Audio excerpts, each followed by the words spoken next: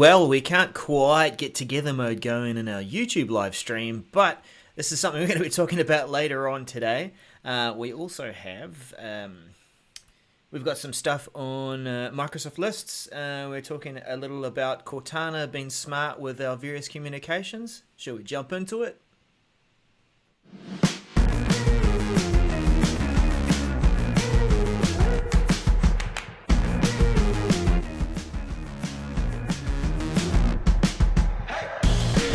Go ahead and say that again. Well, you were just listing what we're going to cover, and as you switch scenes there, I was mumbling, and we're going to talk about Microsoft killing SharePoint workflow as we know it. So, well, it was on the horizon, wasn't it?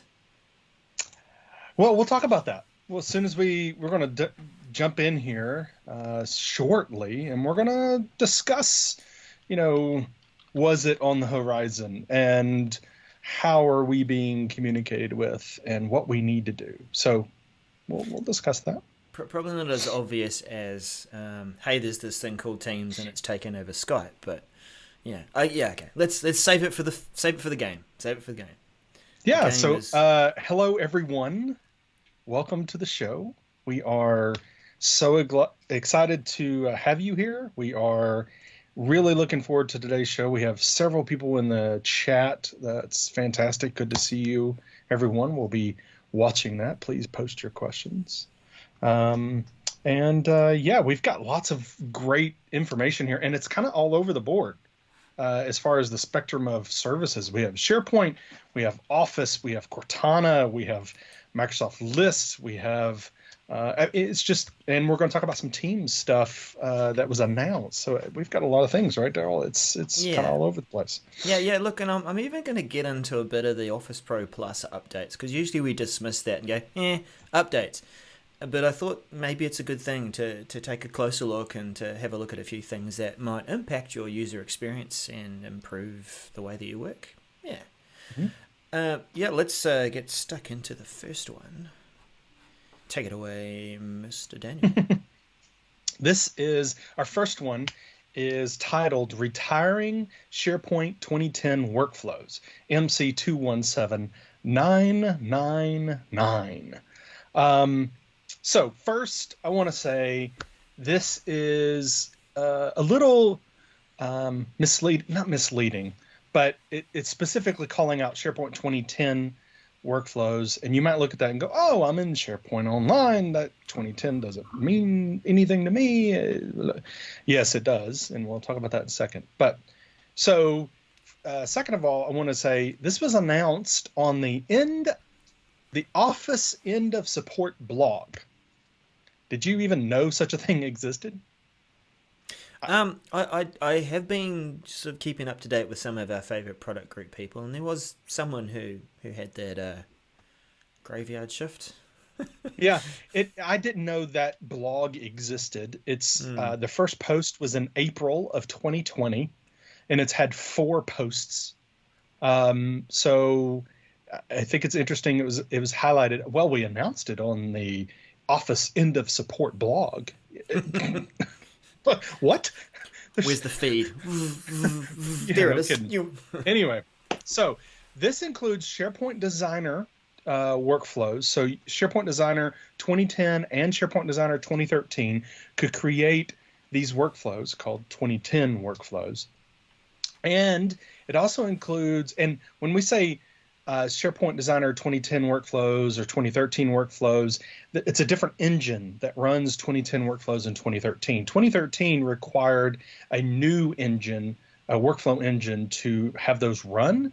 And so they're actually different. And you have to select, when you go into SharePoint Designer to create a workflow, you have to select, is this a 2010 or a 2013 workflow?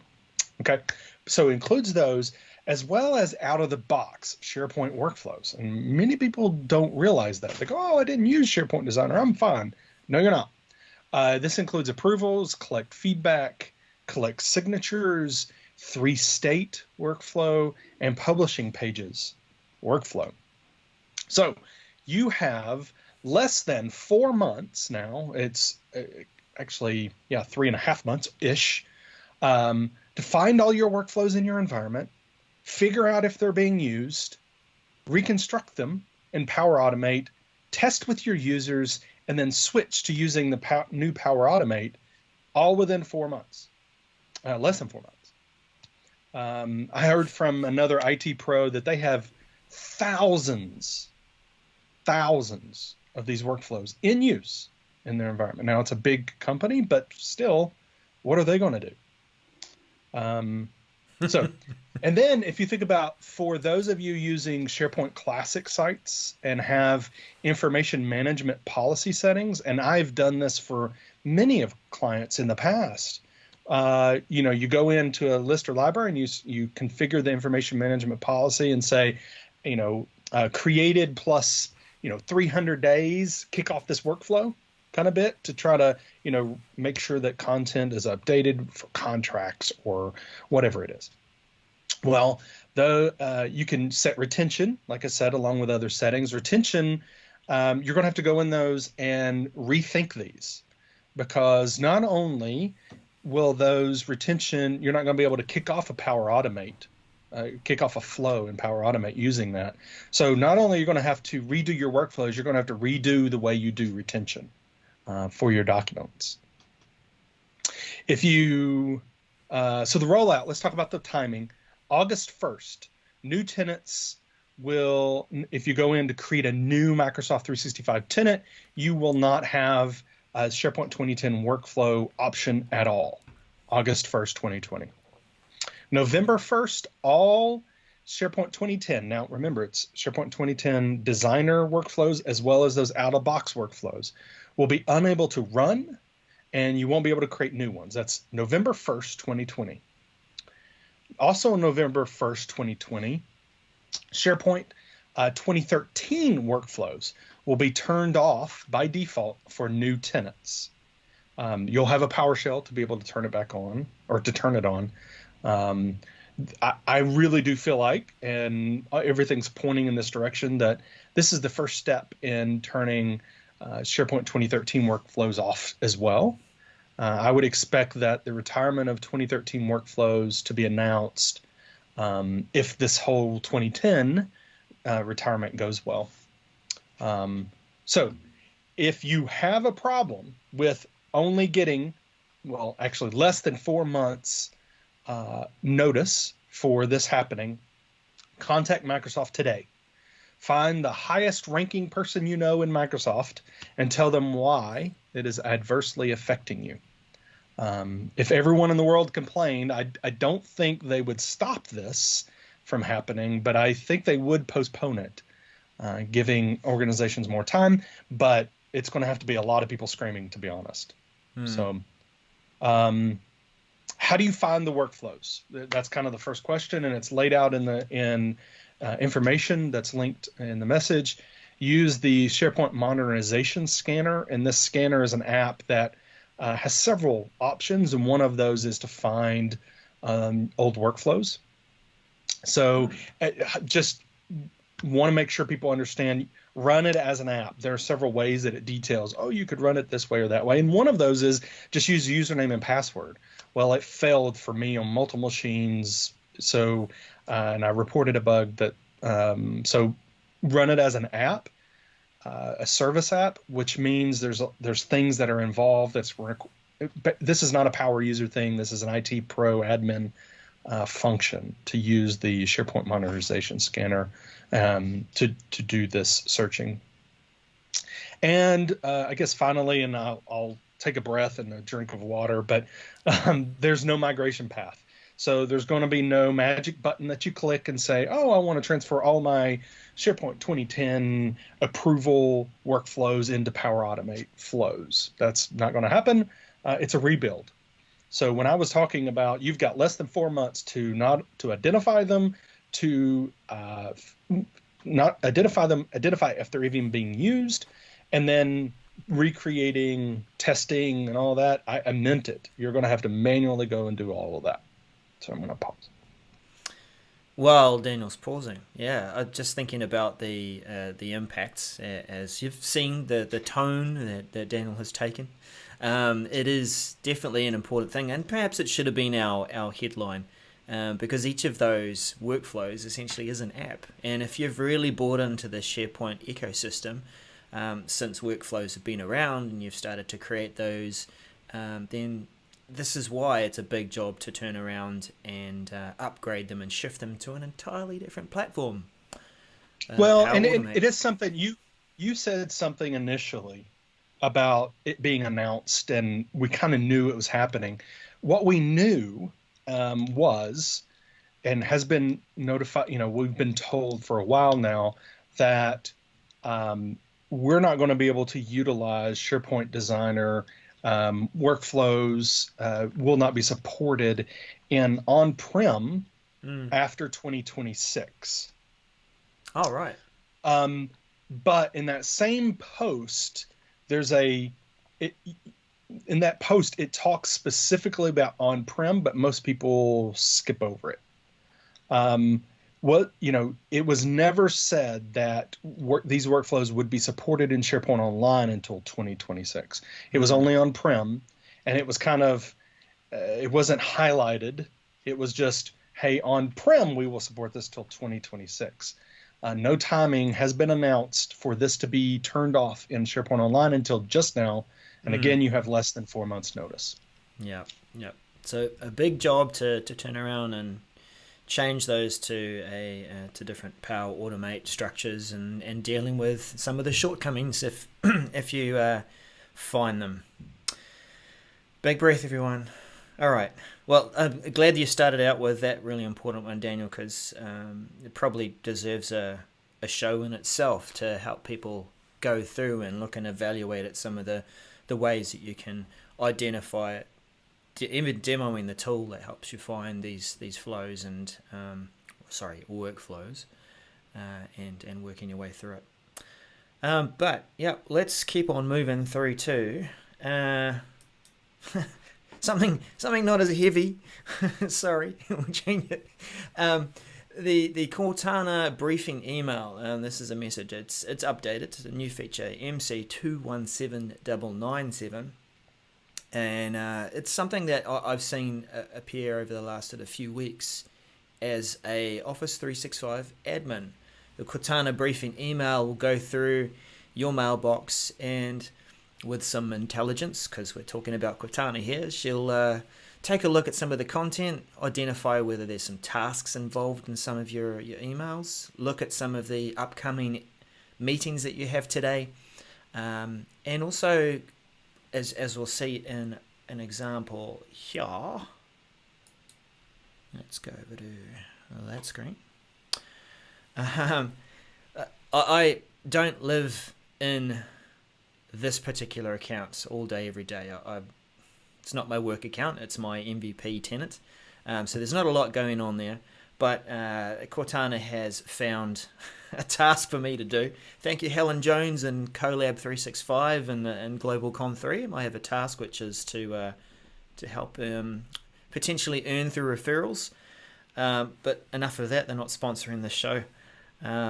So is it a task or not? It'll recognize those sorts of things. Also, it's offering to book some focus time for me because it can see that it's the beginning of my week and I might want to grab a couple of hours today to actually, get some uninterrupted time.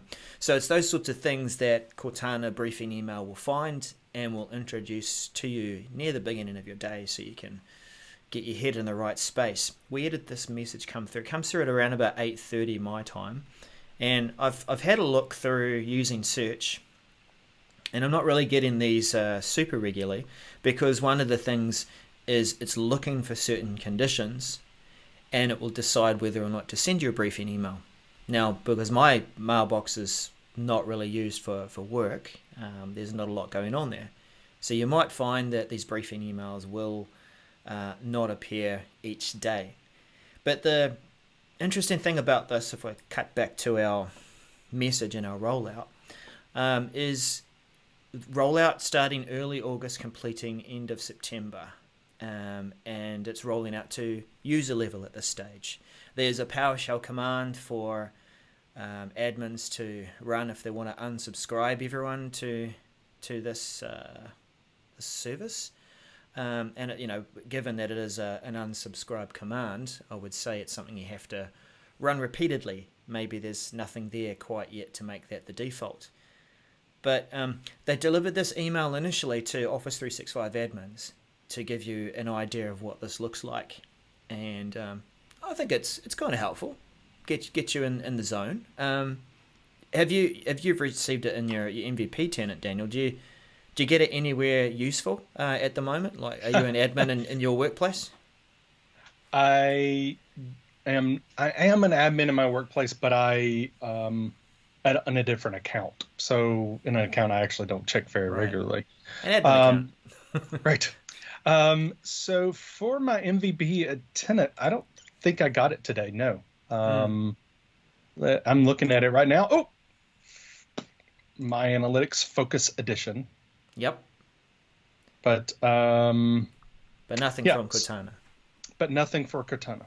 But yep. I mean, it gives me, so that Focus Edition does give me kind of similar information in that I can book focus time, and so I think it will be interesting to see how this plays out with all of these different emails that we get. You get these separate or kind of those different emails about what's going on with your calendar and such with your My Analytics. And so how does that play into all this? I could see how people could get really tired of receiving so many emails, but I think that, but yeah, I mean, I could see a lot of people being utilizing this, especially if they're ingrained or using Outlook for tasks and really doing that a lot. And maybe they miss tasks, right? And it can notify, hey, there's a task. I could see how it could be beneficial. I know there's some that are going to want to immediately unsubscribe or junk this, but I could definitely see how it'd be useful. We've had services like this, still do, in the form of things like Focused Inbox, where we're relying on machine learning and some intelligence to go through and identify content in our mailbox. And at least in the Focused Inbox, we can train it. We can say, actually, that's an other email. I don't really need to see that often. Or actually, that one should be focused. It's from someone important, and you've misread this or misrecognized it. There's probably not going to be an opportunity to do that with a Cortana Briefing email. So you'll probably see things like you saw in my example, where it's actually a promotional email. I know it's from some friends, and it's for an event that I know about. But the language suggested in that has been detected by Cortana to say, hey, this might be a task. You want to, take your chance at earning a bit of money for referring to a conference. So you're going to get little misfires like that, and without being able to train it, that could be an annoyance. But yeah, you're right, Daniel. It's for people who still really do start their day in Outlook. They're going to get a briefing, bringing together meetings, tasks like that, booking focus time. I'm not sure what else is offered there too. So yeah, keep a watch out for that. That's going to be coming early August and finished end of September. Let's get on to another big topic. It is a pretty big topic that I think people have been really looking forward to since being announced. And this is, the title is Introducing Microsoft Lists Home (web) MC 218031. And this was publicly announced at Inspire. Is that right?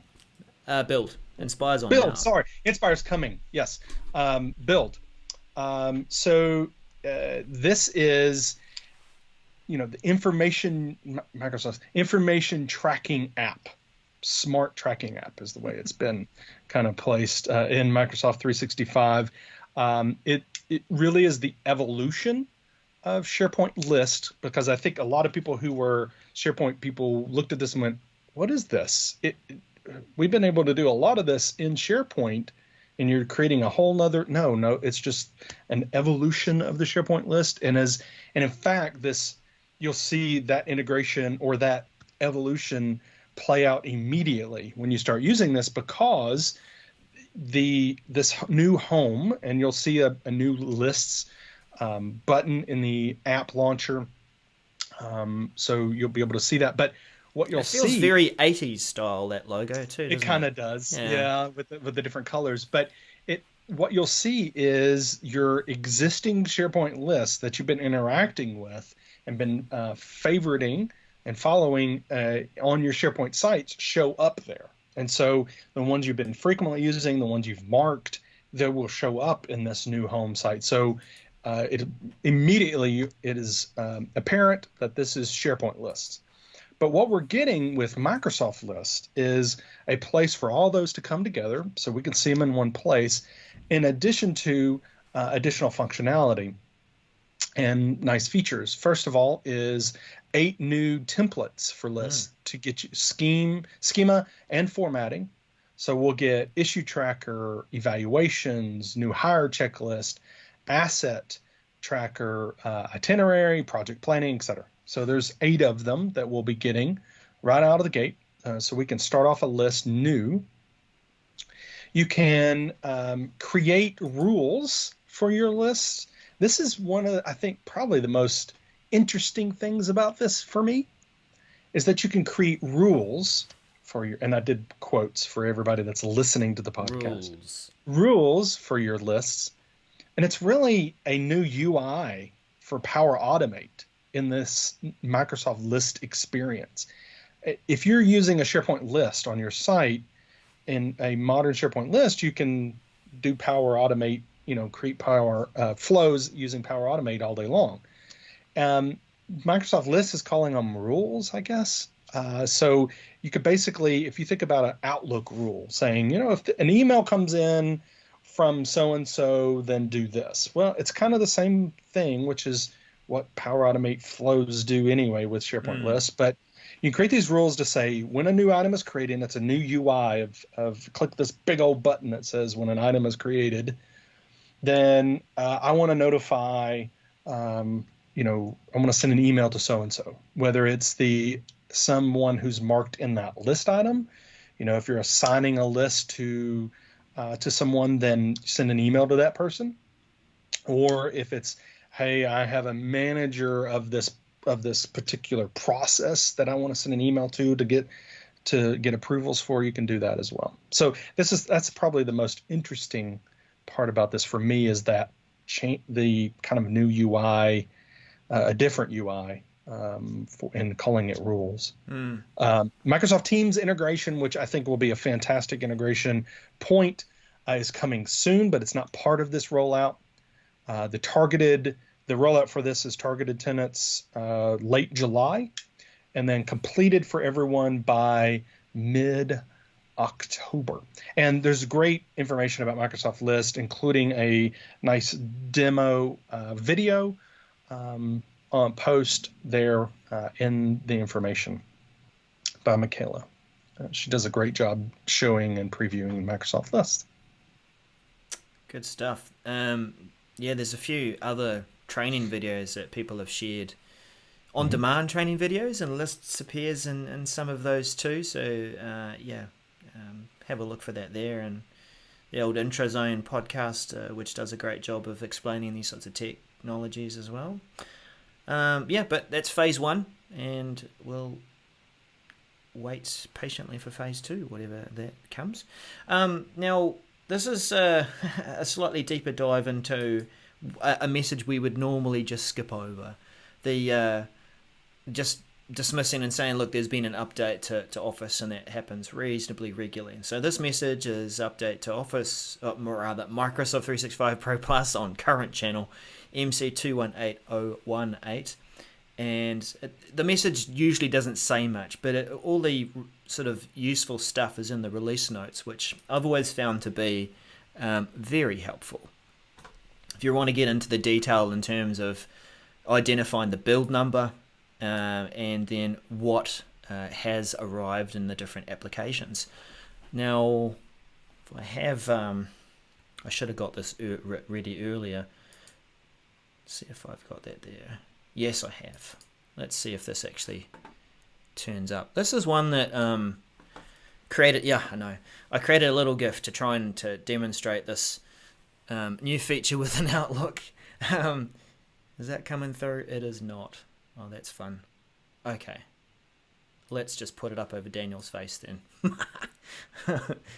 Here we go. Nice. There we go. That's it. So new message that comes up. Look, to be honest, this is something in Outlook that I turn off. I don't want to see pop-ups every time a message comes in. Hey, look, you've got an email. Yeah, I know. They come in frequently.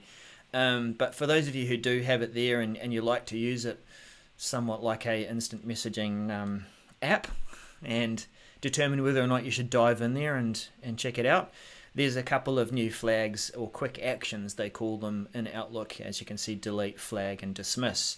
Now, take a look. I might have to just wait for that GIF to go through the next news cycle, but take a look at, first of all, it's still called toast, but this toast pops up from the side. Maybe the toaster is on the side, I don't know. But also how much of the preview is actually in there. There's maybe 2 or 3 lines. Is that enough for us to determine whether we should flag it, dismiss it, or delete it? So over to you, but interesting little feature there. Let's get back to some of the other stuff. We've got, where have we got here? We've got the pop-up. Oh yeah, I should have again had this open earlier, so let's just throw this up pretty quickly. It's PowerPoint. You can embed stream videos in a PowerPoint, and that's kind of useful if you wanted to surface some of the stream videos within your organization and try and show them off as part of a presentation internally. I've actually used it with some of the Microsoft Teams training when I've been trying to cut over to Teams for calling, and it made it quite useful for me to just go through and jump to different positions in the video as well. So let's have again a look over the top of Daniel's face. Sorry, Daniel. Presenting a excellent slide, wonderful theme, polar bear in the snow. Stream video embedded there. Now, supposedly you've got improved performance so that the video will play a lot quicker. And let's just see this in action. So as we play it to begin with, here's the title slide. Here's the video. Oh, nice grey placeholder. All right. Here's the video. Good. Loading. Ah, there we go. Right. Yes, making and receiving calls with Microsoft Teams. So performance-wise and placeholder-wise, I'd like to see a thumbnail there rather than something kind of just grey and sitting there in terms of whatever. But if we play that, hello Datacom. Yeah, very good. Oh, yeah, great. I've got a real knack for pausing on really awkward moments. So that's me looking very enthusiastic about Microsoft Teams calling. Performance-wise, maybe it loads a little faster, but I think this still needs a bit of work. Nice to see, though, that they are giving this some attention in terms of that feature. Lastly, what else have we got? Oh, there was this other thingo here too. I might just have to bring this up over here and blow that up rather than taking you off to look at different channels. Notifications within Microsoft Teams. You can set notifications at the channel level, and it traditionally had this first window over the top here. We had a few choices, and it appeared to be confusing to some people. Oh, look, all new posts. What kind of message do I need to see? Banner and feed, nothing, whatever. Include all replies or not. Microsoft wanted to make this a bit simpler because essentially people usually just want to turn them on or off. So they've given a few choices now. All activity. Show me everything that gets posted to this channel. Off, except direct replies. People are mentioning me, or people are replying to something that I've posted, and then the custom which will come up with this fuller window that you can set and go through. Now, this is a often sort of missed topic that people will talk about in regards to running Microsoft Teams. How do you set your notifications? And it's good to see some improvements in here to allow people to have a bit more choice of how much noise comes their way in terms of Microsoft Teams. Question for you, Daniel. Like, you probably belong to a number of different teams, and within teams there are a number of different channels. How often do you set notifications on a channel? I don't often. I do a more proactive method of going and looking rather than, so I've kind of tuned myself to be able to go on certain parts of the day to look at all the different messages, because there's some teams that I definitely just don't want notifications from. I want to go and look. I don't need all that noise. And then there's others that I definitely need all of them. And so I actually do it the other way around. Rather than letting teams notify me of everything and setting everything up like that, I generally go and look myself. However, for, I want messages for when people are chatting directly at me and all of that, most certainly. But for channel messages, I just go and review it myself. Now, you have to be disciplined to do that, because if you if you forget, you could be missing out on a lot of communication that's going on. Yeah, definitely. Yeah, and it's interesting comment there too, because it's often the thing that people find stressful in having to go and check all these different places. And when they make that direct comparison to email, they say, well, everything comes into my inbox, so I've only got one place to check, unless I use mail rules. Right. Yeah, and then I'll be checking folders. But that's what it feels like for people when they go into Teams and they go, well, I've got to check all these channels here, and there's something over there. So I'm trying to encourage people to use the activity channel, and where there's a channel that's important enough to their work within that team. Let's say it's a project team, and that channel has everything to do with their work stream that they're managing. That is where you would set your notifications. Actually, I should have just done this in the first place. And then gone into, that's not very good, is it? There we go. That one there. Custom or changing your notifications. And then you can use the activity feed as your inbox. Very useful. But anyway, moving along, because that was quite a long salute. It was almost like we're making up for all the times that we didn't address the messages within the Pro Plus updates. Back to that. So this will be a quick one, but a really important one.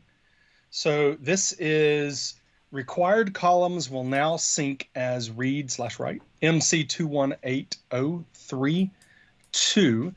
I created a video about the problem this is addressing 2 years ago, actually. So this has been a problem for a while. It's been viewed thousands of times on OneDrive sync client, making files read-only. With this change, and let's take a step back. The problem is if you go into a SharePoint library and mark a column required metadata, and then sync those files to your desktop using the OneDrive sync client, then those files will not be able to be edited on your desktop. You just won't. You have to interact with those via the SharePoint list, the SharePoint library. This change will allow those files to be able to be written via your desktop, and so when they sync them, it will no longer be read-only, which is fantastic. And this is kind of the sync client will be basically ignoring that column needing that it's required, that metadata is required. Rollout mid-August, be completed by the end of August. So this is going to be a quick rollout for everyone, not just the targeted tenant. So it'd be good.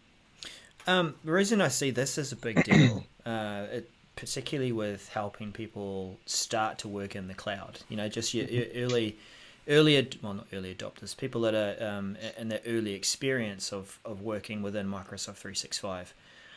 The OneDrive sync has been instrumental, particularly with on-demand files, where you're allowing people to feel like they're still going to a shared drive, and you're bridging that initial gap that people find when they have to go from oh, I can't get to file shares anymore. Where's all my stuff? It's in SharePoint. I don't want to go to a silly old browser, whatever thing.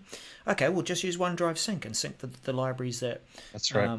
Yeah. So this particular thing has been a real barrier for organizations that want to give that experience to help people get used to working in the cloud, but also want to make use of metadata that couldn't be edited if it was required. So good move, great to see. Yep. And you'll have to update your video, won't you? Yeah, I will. And I do this for all my clients because you're right. This is one of the easier ways to interact with your documents. It's great. So we're finishing on Cortana voice assistants in Teams Mobile. So yeah, there has been a little theme here with Cortana and looking into our different communication methods and helping us to determine what's important or not. In this case, MC 218148, Cortana can be used as a voice assistant within Teams Mobile. And I use Siri as a voice assistant occasionally. I talk to her a bit and ask her to do certain things on my phone to whether it be open something or play my last podcast. You better not be listening. But this feature within Teams, Teams Mobile in particular, you have your little microphone button at the top right hand corner of chat, for example, in this image, and you can hit it and say send a message or call someone, or this interesting one here, join my next meeting. So it looks in your calendar and can get you through that. That sounds pretty useful. The microphone button's around about the same size as what you'd see on a input keyboard on maybe Android or iOS. So yeah, that's fine. It's something that we might normally have to, push and make happen. It's only going to happen at this stage, as far as I can see, if you're in the Teams mobile app. And what I'd like to see is a shortcut. I think is what they call it in at least iPhone land, where you can trigger something off with Siri inside an app, which will then trigger off Cortana. So get Siri talking to Cortana. That would be nice. But yeah, would you find this useful, Daniel? Talking to Cortana and Teams? I think not on the MVP, not as much as the initial release, but I could definitely see how this will evolve and be something that I would use. I do like the whole join my next meeting. I do enjoy automating what I can. I mean, I automate things here in my life all the time with lights and fans and all this kind of stuff. So I most certainly would use it. I think not a little bit now, but as they grow the service, I'll use it even more. So maybe we'll see different commands that are coming to enable that a little more. Sending messages is all useful. One thing that I do think though about this small microphone button, the service itself suggests that it's best for hands-free kind of work, where you carry on with what you're doing and you should be able to just invoke that with your voice. But I can imagine some people might be trying to use this in cars and tap, the microphone and say, join my next meeting, and then maybe, join via audio or whatever. Yeah, and I think, that is where we get into, hey, can we have integration with Siri or other voice assistants, to say, hey, Siri, tell Teams to connect to my next meeting. And, something like that, to where, but then I will never use that because I don't like voice assistants listening to me all the time. So I turn that off. But for those that, want to do that while they're driving, fine. Joining meetings while you're driving, I will not talk about whether that's a good idea or a bad idea. I will not give my opinion on this, but could it be possible? Sure. All right. Well, just finishing off with that message to say it's US only. Yeah, that's right. So yeah, don't expect to see this in outside of the US for a little while yet. But this at least does arrive in mid-August and complete by the 1st of September. Yeah, it's quite specific. By the 1st of September, that's right. Yeah. So as we wrap up the show, I wanted to take just a quick moment to send out condolences to one of our community members in the SharePoint Microsoft 365 community, Brian Alderman. He has lost his spouse early this morning, and I wanted just to say that we are deeply saddened, and I knew Linda, and her fight with cancer has now ended, but we are very much sending our thoughts and prayers to Brian and his family as they mourn her passing and celebrate her life. So I wanted to make sure that we let them know that we are, they are definitely in our thoughts. All right. And Daniel, did you want to? There was one other message, or should we skip over that one? No, we're done. We're done. All right. Well, there's the show, everyone. Thanks for joining. And we didn't do much of a roll call there, but we're glad to see some regulars in there, and thank you for interacting with the comments and bits and pieces. So we'll see you again next week with a few other different updates. Bye for now. Bye-bye.